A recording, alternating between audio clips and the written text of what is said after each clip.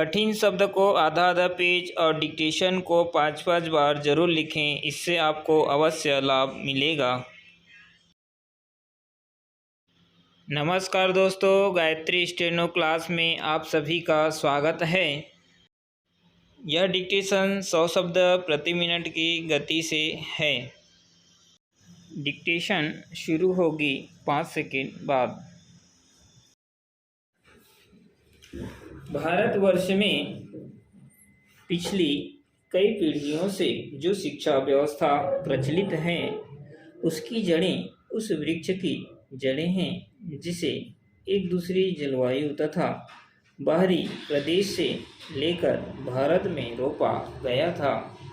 अतः हम अपने बच्चों को जो ज्ञान, अनुभव व कौशल दे रहे हैं, वह मुख्यतः पश्चिम की ज्ञानार्जन की परंपरा के विकास, प्रसार और उपलब्धियों को समझने पर जोर देती है। ऐसा नहीं है कि भारतीय चिंतकों, विचारकों और राजनेताओं ने इस संदर्भ में सही मूल्यों को नहीं समझा।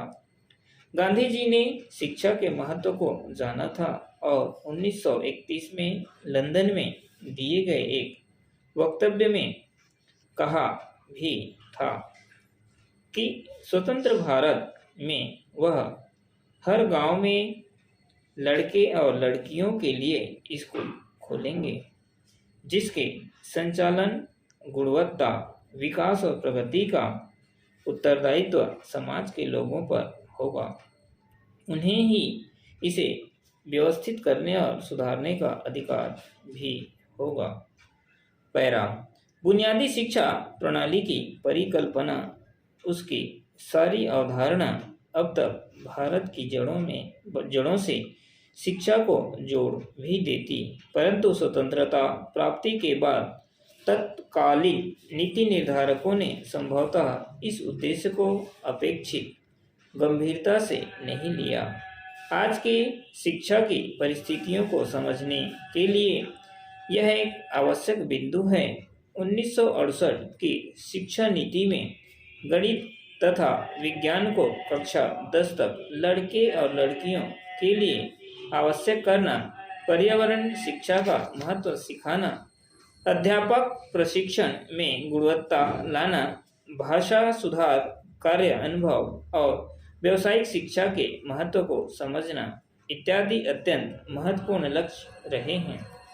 यह एक अलग बात है कि कार्यान्वयन कितना हो पाया।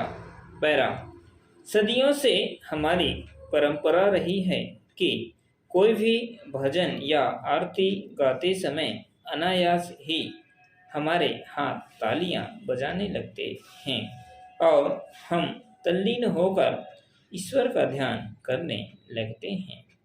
ठीक इसी तरह जब कभी हम किसी दृश्य या किसी बात पर बेहद खुश होते हैं, तो अपनी खुशी जाहिर करने के लिए प्रतिक्रिया के रूप में हम ताली बजाने लगते हैं।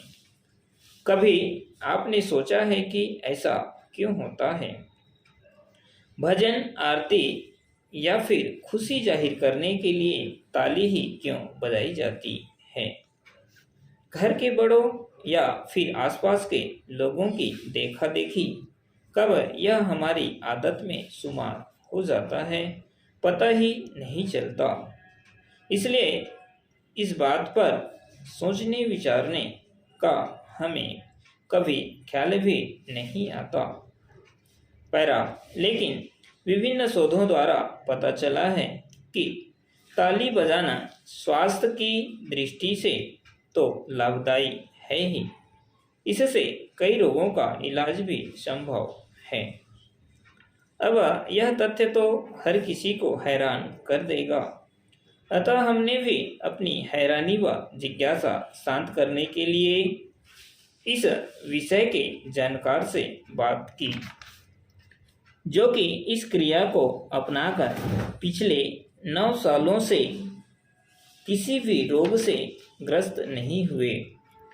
इस विषय की जानकारी के अनुसार आरती या भजन गाते वक्त ताली बजाने की धार्मिक प्रथा का वैज्ञानिक महत्व भी है। शरीर व स्वास्थ्य की दृष्टि से यह क्रिया बेहद लोकप्रिय और लाभदायक है। इससे न सिर्फ हम रोगों के आक्रमण से बचते हैं, बल्कि कई रोगों का इलाज कर सकते हैं।